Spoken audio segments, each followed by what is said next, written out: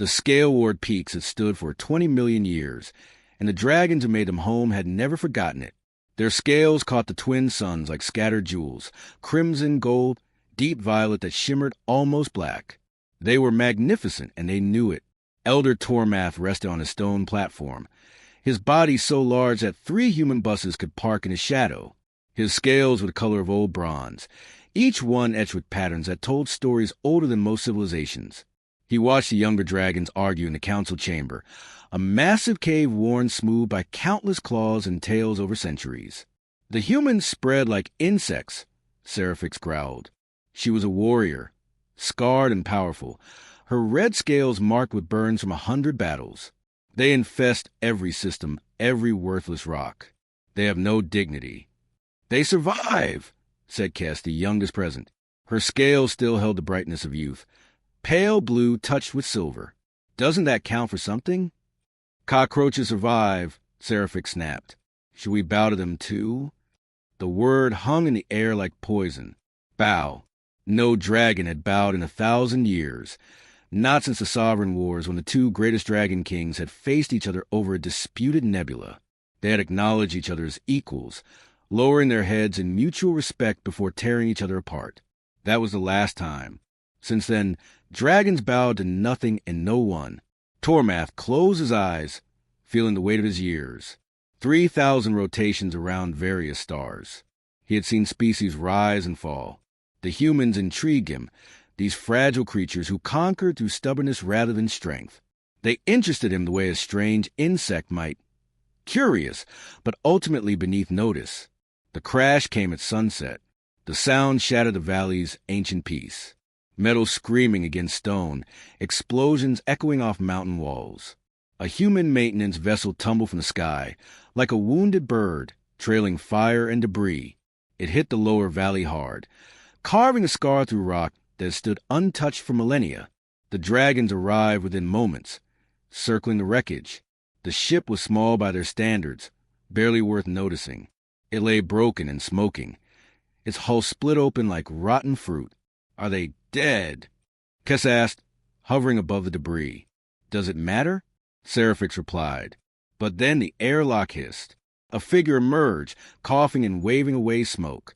A human, male, average size for his species, wearing a gray jumpsuit that read Stellar Maintenance Corps on the back. He carried a dented metal box in one hand. The human looked up at the circling dragons. He should have been terrified. Humans usually screamed or fainted or tried to run. This one squinted at them, shading his eyes from the setting sun. Well, he said, his voice rough from smoke, that could have gone better. He walked away from the wreckage, seemingly unconcerned by the massive predators watching him. He surveyed the valley, noting the caves, the scattered rocks, the ancient stone structures. His eyes moved like someone assessing a workspace. The dragons landed, surrounding him. Tormath lowered his head to examine this strange human who didn't run. He could smell the human's fear, a chemical scent, sharp and biological. But the creature's body language showed none of it. I am Elder Tormath, the dragon rumbled, his voice like grinding mountains. You stand in the scale-ward peaks, home of the last Dragon Council. Explain yourself human. The human nodded politely. Marcus Webb, sir. Sanitation engineer, 3rd class. My ship had a reactor failure. I'm sorry about the mess. He gestured at the crash site, at the scorched stone and scattered debris. Your crew? Tormath asked. Didn't make it? Marcus's voice remained steady, but something flickered in his eyes. I was in the aft compartment. Reinforced bulkhead. He paused and added, I'll need to send a distress signal. Rescue should arrive in 3, maybe 4 days depending on solar conditions. Seraphix stepped forward, smoke curling from her nostrils. You will wait where we tell you to wait. Human, you are in our domain now. Marcus looked at her without flinching. Yes, ma'am, I understand. He glanced around the council chamber again, at the dust coating every surface, at the centuries of accumulated ash. Listen, I don't want to be a bother. If you have somewhere I can wait, that's fine. But I couldn't help noticing. He hesitated. When was the last time anyone cleaned this place? The dragon stared at him. Because I have my kit, Marcus continued, lifting the metal box. Professional habit. Can't sit idle. If nobody minds, I could tidy up a bit while I wait. Might as well be useful. Elder Tormath felt something he hadn't experienced in centuries. Genuine confusion. The dragons had no idea what to do with Marcus Webb. They had faced warriors, diplomats, thieves, and fools. They had never faced a janitor who treated their sacred council chamber like an office building. Marcus opened his metal kit and pulled out supplies that looked absurdly small in the massive cave. A mop that would barely clean a single dragon scale. Bottles of cleaning solution. Brushes and rags. He examined the chamber with a professional eye, nodding to himself like a doctor diagnosing a patient. This will take a few days, he muttered. Maybe a week. Seraphix's tail lashed against stone. You presume much, human.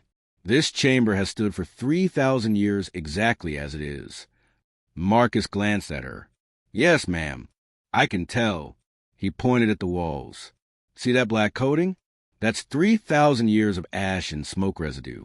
It's probably cutting your air quality by 30%. And this dust... He ran a finger along a stone column, showing them the thick gray coating. This is affecting your breathing, your scales, everything. We are dragons, Tormath said, more curious than angry. We breathe fire. Smoke does not harm us. No, sir, but it doesn't help either. Marcus was already filling a bucket with water from a spring that trickled through the cave. I've cleaned industrial furnaces, reactor cores, places that make this look like a bedroom. Trust me, clean air is clean air. Everybody benefits. He started working before anyone could stop him. He began with the floors, sweeping first, his movements efficient and practiced. The dragons watched in fascination as this tiny creature attacked dirt that had existed since before his species had left their home planet. Kess landed near him, her blue scales reflecting the light from bioluminescent fungi. Why do you do this? She asked. You crash. Your crew dies, you're stranded with dragons, and you clean? Marcus paused, leaning on his mop. What else would I do? Sit around feeling sorry for myself? That doesn't help anybody. He resumed mopping. Besides, I'm a cleaner. It's what I do. Doesn't matter if it's a human station or a dragon cave. Dirt is dirt. But we did not ask you to clean, Kess said. No, ma'am. But it needs doing, and I can do it, so I do it. He said it like it was the simplest thing in the world. Over the next 2 days, something strange happened. Marcus established a routine. He woke at the same time each morning, stretched, ate from his emergency rations, and began work. He moved through the chamber systematically, section by section. He scrubbed walls that hadn't been touched in centuries. He cleared away broken stone and organized it neatly outside. He even climbed up high using his climbing gear to reach the ceiling. The dragons found themselves adjusting to him. Tormath noticed he started timing his meditation for when Marcus worked in other sections, because the splashing and scrubbing was distracting. Seraphix stopped threatening to eat him after the second day, though she wouldn't admit why. Kess followed him constantly, asking questions. Do humans always work like this? She asked. Some do, some don't, Marcus replied, scrubbing at a particularly stubborn scorch mark. I figure if you're going to do something, do it right. My dad taught me that. He was a janitor, too. Is that an honor profession among humans? Marcus laughed, but not meanly. Not really. Most people don't think about us at all until their toilet breaks. He kept scrubbing. But that's okay. I know what I do matters. I keep places running. I keep people healthy and safe. That's enough. On the third day, Marcus discovered the fountain. It was an ancient thing, carved from a single piece of crystal, buried under centuries of debris. He spent hours clearing it, then more hours studying its mechanisms. Finally, water began to flow again, clear and pure, singing as it cascaded down carved channels. Tormath stared at it. I had forgotten this existed. It's beautiful, Marcus said, wiping his hands. Somebody put real love into making this. Seemed wrong to leave it broken. The dragon elder felt something shift in his chest. This human had restored something precious without being asked, without expecting reward. He had simply seen something broken and fixed it because that was his nature. Seraphix approached Marcus that evening.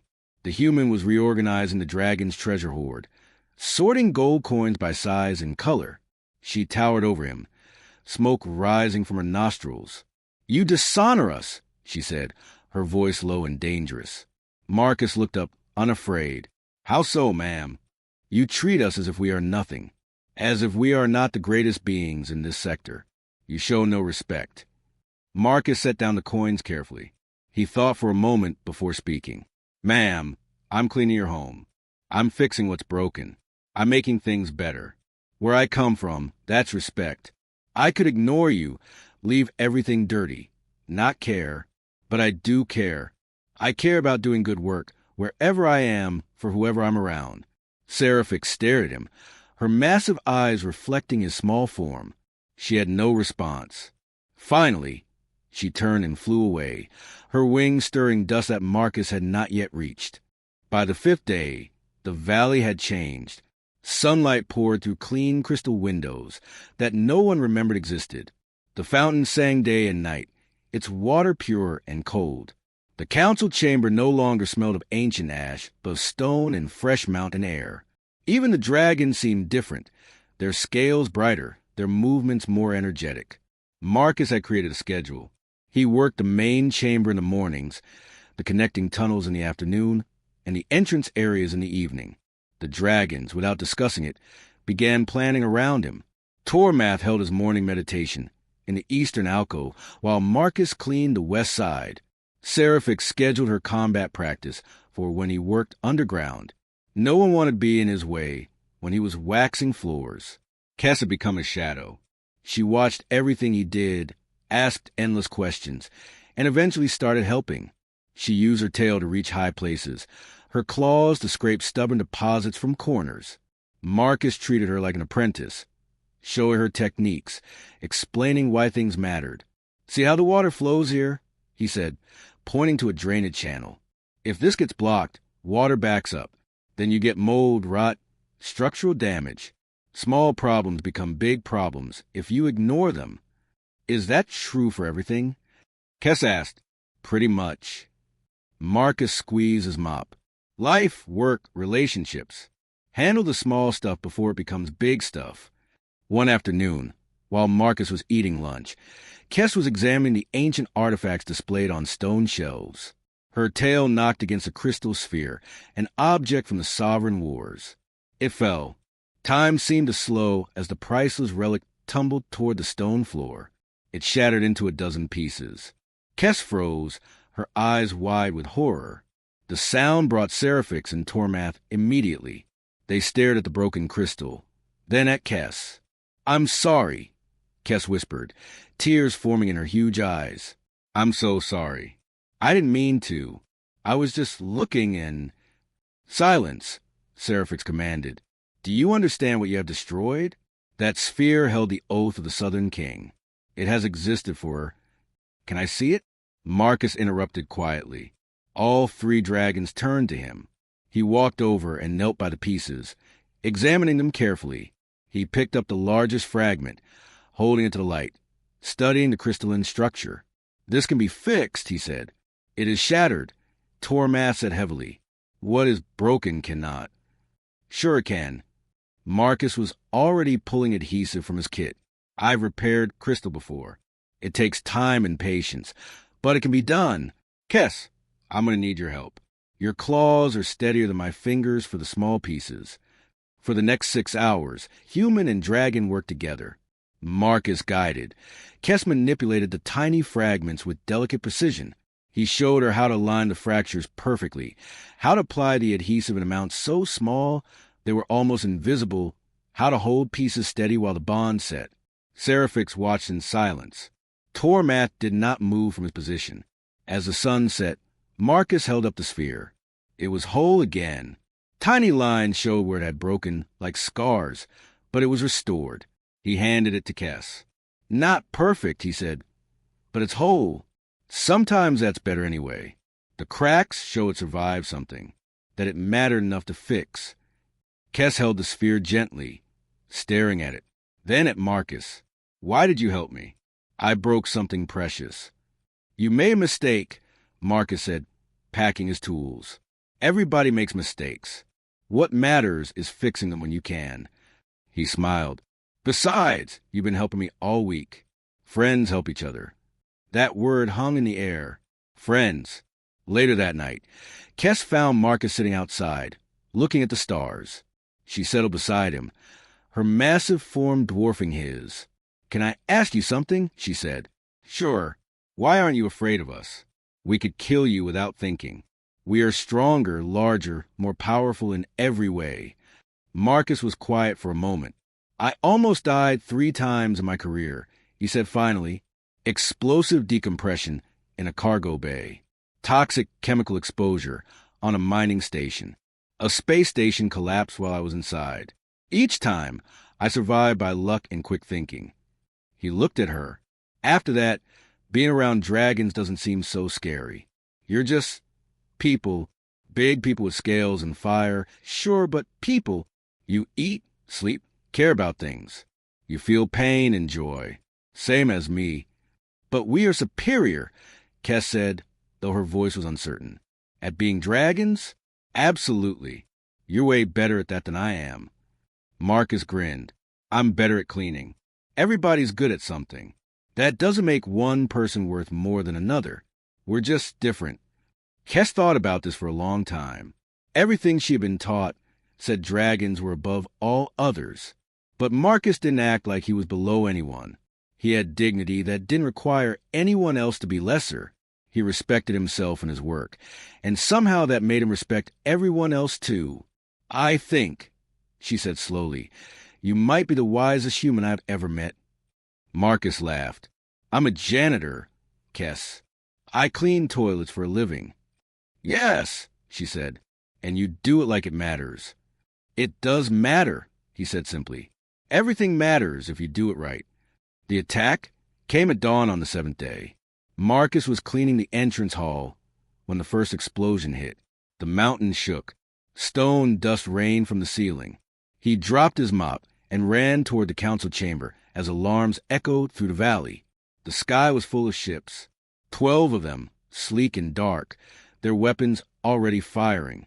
Plasma bolts tore through the mountain peaks, carving glowing wounds in ancient stone. These were Void Raiders, hunters who tracked dragons across the galaxy, killing them for their scales and bones. Dragon parts sold for fortunes on black markets. The dragons launched themselves into the air, roaring defiance. Fire met plasma in brilliant explosions. Seraphix led the charge, her battle cries shaking the valley. Kess followed, young but fierce. Tormath, despite his age, flew with deadly grace. But the raiders had come prepared. Their weapons were designed to kill dragons. Nets of energy wrapped around wings. Missiles tracked heat signatures. Poison darts sought gaps in scales. This was not a random attack. They knew exactly where the dragons would be, how they would fight, where they were vulnerable. A blast caught Tormath in the side. The elder dragon tumbled from the sky, crashing into the valley floor. Marcus ran to him, sliding in the loose stone. The dragon's blood was bright gold, pooling around a terrible wound in his flank. Get inside, Tormath gasped. Hide yourself, human. This is not your fight. Marcus looked at the wound, then at the battle above. More dragons were falling. The raiders were winning. He should hide. He should find a deep cave and wait for this to be over. That would be the smart thing. Instead, he ran. Marcus knew every tunnel, every passage, every pipe and vent in this mountain. 7 days of cleaning had mapped it all in his mind. He grabbed his kit and started moving, his brain working frantically. The raiders had scans of the mountain. They knew where the dragons were. That gave them a huge advantage. But they didn't know the infrastructure. They didn't know the systems. He reached the fountain chamber and studied the ancient plumbing. Water flowed from deep underground, through carved channels, to dozens of locations. He could work with that. His hands moved quickly, adjusting valves, redirecting flow, opening channels that had been sealed for centuries. Water began flooding through passages, pouring into tunnels where raider troops were advancing. He heard shouts of confusion as sudden torrents swept soldiers off their feet. Next, the ventilation system. Marcus ran to the geothermal vents, places where volcanic heat rose through cracks in stone. He used his tools to redirect them, opening vents in areas where raiders had landed their small assault craft. Superheated air blasted upward, forcing ships to retreat or burn. A raider squad found him in a side tunnel. 5 soldiers in dark armor, weapons raised. Marcus grabbed a bottle from his kit and threw it at their feet. Industrial cleaning solvent splashed across stone. He threw a second bottle. The chemicals mixed, creating thick white smoke that filled the tunnel. The raiders fired blindly, their shots going wide. Marcus crawled through a maintenance duct too small for armored soldiers to follow. He was not a warrior. He had never fired a gun, never thrown a punch in anger. But he knew buildings. He knew systems. He knew how to make an environment work for him. In the main chamber, he rigged the sprinkler system he had repaired days ago. But instead of water, he filled it with a mixture of cleaning chemicals that created knockout gas. When raiders burst through the doors, they walked into a cloud that dropped them unconscious in seconds. He made the floors slippery with industrial polish in key corridors. He created smoke screens from cleaning agents. He redirected steam pipes to block passages. The mountain itself became a weapon, and Marcus was its operator. Above, the battle raged. Kess was wounded, one wing damaged. Seraphix fought 3 ships at once, her scales scorched and bleeding. But something was changing. The raiders were confused. Their ground troops were scattered, lost, or unconscious. Their ships couldn't land safely. The mountain fought them at every turn. Marcus found his way to a control room he had discovered while cleaning. Ancient dragon technology that operated the valley's defenses and used for centuries.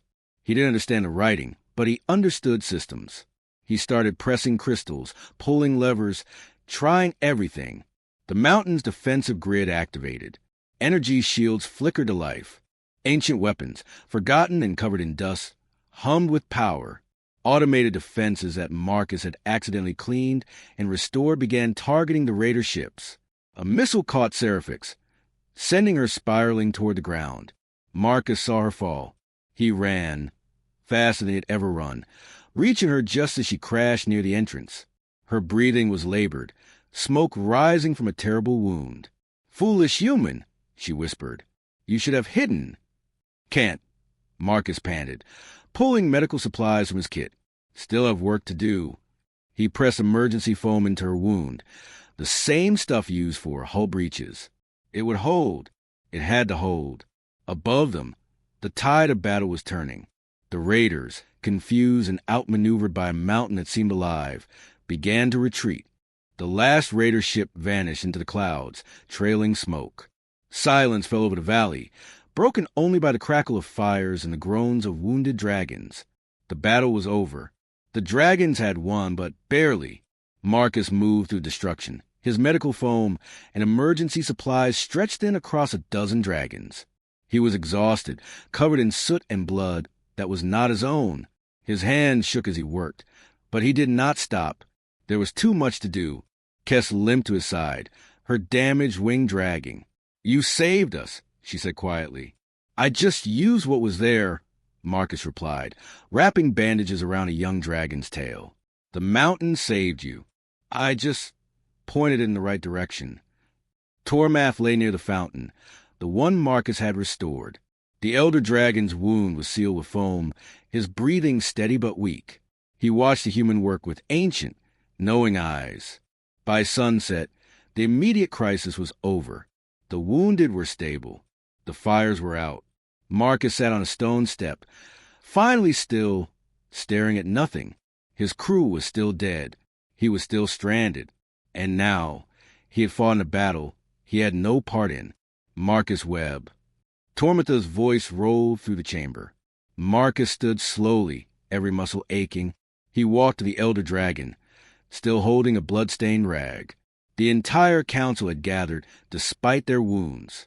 Even Seraphix, her scales scorched and bandaged, stood tall. "Yes, sir," Marcus said. Tormath was silent for a long moment. studying the small human before him. "We have stood for millennia," he began, his voice carrying to every corner of the chamber. "We have conquered worlds. We have faced armies and empires. We have never bowed to any being, because we believed that a bow was to admit weakness, to surrender our strength." Marcus shifted uncomfortably, unsure where this was going. "But I have learned something in these past days," Tormath continued. "Watching you work, watching you care for things that did not matter to you, watching you risk your life for creatures who showed you nothing but suspicion." The dragon's eyes gleamed. "You bow every day, human. You bow to your work, not in submission, but in respect. You lower yourself to clean floors, to fix what is broken, to help what is hurt. And in that bowing, you show more strength than we ever have in our pride." Marcus opened his mouth, then closed it. He had no idea what to say. "We measured strength in fire and claw," Seraphic said, her voice rough but sincere. "You showed us strength is also in caring, in doing what must be done, even when no one watches, even when no one thanks you." Kes stepped forward, her young voice clear. "You made us want to be better, without ever demanding it. You respected us by respecting everything. Even the dirt on our floors mattered to you." Tormath rose slowly to his feet, towering over Marcus. The other dragons formed a circle around them. The moment felt heavy, ancient, important in ways Marcus could not fully understand. "For 1,000 years, no dragon has bowed," Tormath said. "But I understand now that we were wrong. Bowing is not about weakness. It is about recognizing what is worth honoring." The elder dragon lowered his massive head. His neck bent, bringing his eyes level with Marcus. It was a gesture of profound respect, something that went against every instinct, every tradition, every prideful bone in his body. One by one, the other dragons followed. Seraphix bowed stiffly, her warrior's pride battling with newfound understanding. Kes bowed with joy, tears in her eyes. Every dragon in the valley lowered their heads to the human janitor, who had taught them something their 1,000 years of pride never could. Marcus stood frozen, overwhelmed. He looked at these magnificent beings, at their wounds and their strength, at the respect in their eyes. Finally, he did the only thing he could think of. He bowed back, as low as his tired body would allow. "I was just doing my job, sir," he said quietly. "Same as you do yours." Tormath raised his head, and something like a smile crossed his ancient features. "That, Marcus Webb, is precisely why we bow." 2 days later, the rescue ship arrived. Marcus gathered his kit, his supplies, everything that had survived the crash and the battle. Kes flew him to the landing pad, neither of them speaking much. As he prepared to board, he turned back. The valley was still damaged, but it was clean. The fountain still sang. The dragons stood watching him, different than they had been. Marcus pulled a spare mop from his kit and handed it to Kes. "In case you want to keep the place nice," he said with a small smile. She took it carefully in her claws, holding it like a treasure. "I will," she promised. The ship lifted off. Marcus pressed his hand against the window, watching the dragons grow smaller. Tormath stood at the valley's edge, his head slightly bowed in farewell. Somewhere in the galaxy, a janitor returned to his regular route. His next assignment was a space station, level 12, bathroom facilities. He approached it with the same quiet dignity he had brought to dragons, the same respect he gave to everything he touched. Behind him, in a valley in the Scale War peaks, dragons learned to bow, not in defeat, but in understanding. And they kept their home clean, because a human had shown them that caring for small things was the first step to being truly great.